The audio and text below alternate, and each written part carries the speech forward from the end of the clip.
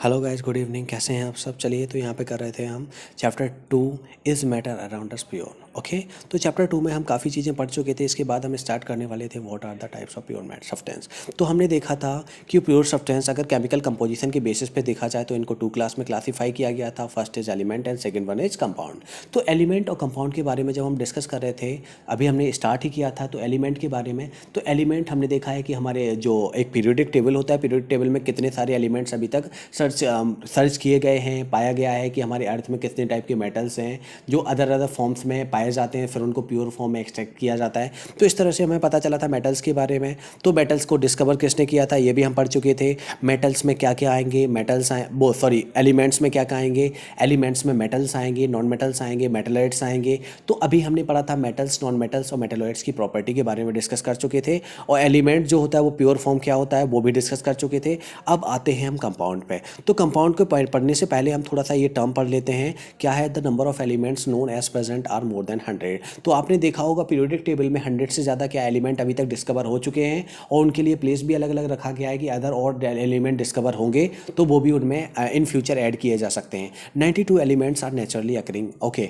Naturally occurring जो element है वो कितने हैं? Something 92, and rest are man made. और बाकी के जितने भी हैं समथिंग वो अबव 100 हैं, तो वो कैसे हैं? मैन मेड हैं, और उन्हें इंसानों ने ही बनाया है कुछ मेटल्स को। तो देखिए, majority of elements are solid. Okay, majority की बात करें तो एलिमेंट्स मोस्टली कैसे होते हैं? Solid. 11 elements are in gaseous state at room temperature. 11 elements ऐसे हैं जो गैसियस स्टेट में होते हैं रूम टेम्परेचर पे। 2 elements are liquid and room temperature, mercury and bromine. हाँ, दो बात की थी मरकरी और ब्रोमीन की। तो मरकरी तो कैसा है? मेटल है। मरकरी क्या है? मेटल में पढ़ा है हमने कि मेटल में जो मरकरी होता है, केवल मरकरी ही एक ऐसा सब्सटेंस है, एक ऐसा एलिमेंट है जो रूम टेम्परेचर पे किस फॉर्म में रहता है? लिक्विड फॉर्म में रहता है। अदरवाइज सारे कैसे रहते हैं?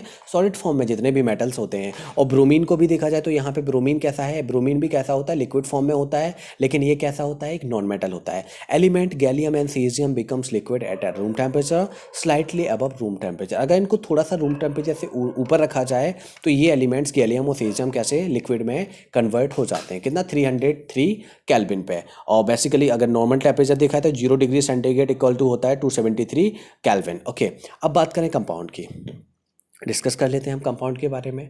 कंपाउंड होता क्या है? देखो, कंपाउंड जब हमें बनाना होता है तो कंपाउंड क्या होता है? दो सब्सटेंस, कोई भी दो सब्सटेंस, दो एलिमेंट्स हो सकते हैं। जब दो एलिमेंट्स को एक साथ केमिकली कंबाइन तो कर रहे हैं, लेकिन कैसा कंबाइन कर रहे हैं?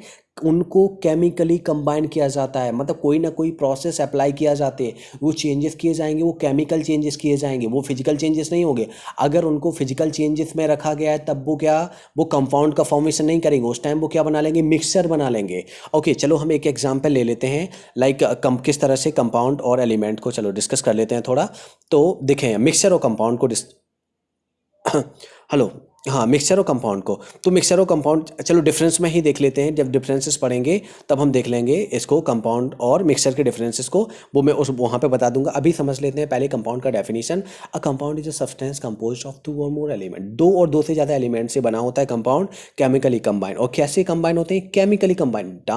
टर्म यही याद रखना है आपको, कैसे होते हैं? Chemically combine with one another in a fix proportion. और इनका जो प्रोपोर्शन होता है वो फिक्स होता है। फिक्स प्रोपोर्शन मिक्सचर में भी हो सकता है, लेकिन वो केमिकली कंबाइन नहीं होते हैं ये। लेकिन कंपाउंड की बात करें तो डिफरेंस इतना सा ही आ जाता है कि मिक्सचर में जो होते हैं वो केमिकली बाउंडेड नहीं होते हैं, बट यहाँ पे कंपाउंड कैसे होते हैं? केमिकली बाउंडेड हो जाते हैं।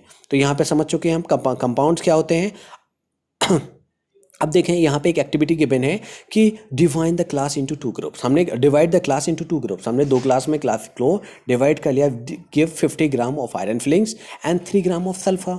तो 50 ग्राम तो क्या दिया हमने? आयरन फिलिंग्स दे दिया, और 3 ग्राम क्या दे दिया? Sulphur powder in scientist both of the groups. Okay, तो mix and crush iron filing and sulphur powder. तो हमने क्या कर लिया उनको, फर्स्ट वाले ग्रुप ने क्या किया कि मिक्स कर लिया और क्रश कर लिया आयरन फिलिंग्स को सल्फर पाउडर के साथ में। सेकेंड ग्रुप ने क्या किया? Mix and crush iron filings and sulphur powder, heat this mixture. अब देखो यहाँ पे हीट भी किया है इन्होंने, strongly till red hot, remove all flame and left let the mixture cool. अब यहाँ पे सेकंड वाले ग्रुप, तो ग्रुप ऑफ फर्स्ट और सेकंड में हमने क्या देखा कि इन्होंने ग्रुप फर्स्ट वालों ने क्या किया था, ओनली मिक्स किया था, लेकिन ग्रुप सेकंड वालों ने क्या किया है कि उसको मिक्स करने के साथ साथ उसको स्ट्रांगली हीट भी किया है जब तक कि वो रेड हॉट नहीं हो गया।